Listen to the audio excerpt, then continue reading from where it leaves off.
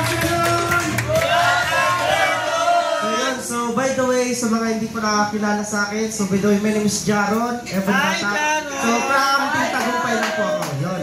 So, kwento ko lang po yung mga baguhan po kasi marami po ako nakikita mga baguhan. First time ka makatin po dito sa office po natin. So, ang background ko po before is I'm former employee po for 7 years. So, naging manager po ako ng isang malaking company. So, sa experience ko po before is talagang marami po ako napagdaanan na trabaho, kahit yung kakalakal na try ko rin po before nung time na lockdown.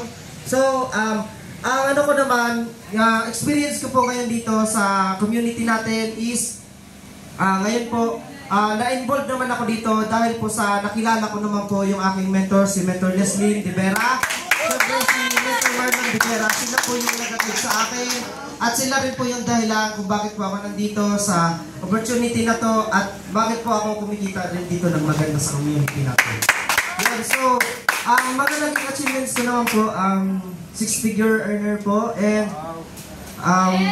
nagkaroon po ako ng ilang directs, tapos tomorrow meron na naman directs.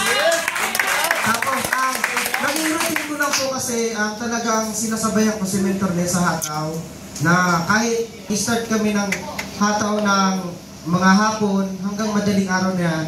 So, ang ano namin, kahit abutin kami ng alas 10 ng umaga, gising pa rin kami. Talagang, yun yung ginagawa namin na sabi nga, pag tulog yung mentor mo, dapat gising ka. Yun yung ginagawa namin na every time na may kausap kami, talaga kausap lang na kausap, positive man yan, or negative, talaga kausap lang na kausap. Kasi sabi nga, nasa kausap at nasa follow-up yung pay-ins. So, ginagawa namin, every time na may nakakausap po kami, talaga more on, talaga kami sa mentor, kausap kami sa mentor. Kasi syempre sila yung may mga malalaking results.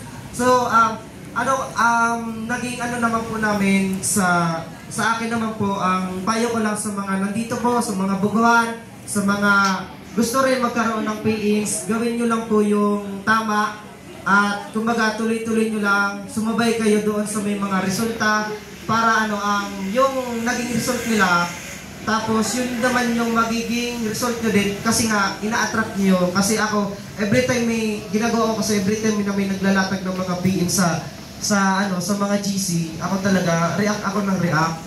And kahit sino pa yan, react talaga ako ng react. Yung comment ako ng comment sa kanila ng congrats. Yun yung, ibig sabihin, ina-attract ko na gusto ko magka-PE. So yun yung ginagawa ko. So yun lang naman sa akin. Ang masasabi ko lang, isa sa natutunan ko kay Mentor Boy, do good things and be a good person. Yun lang.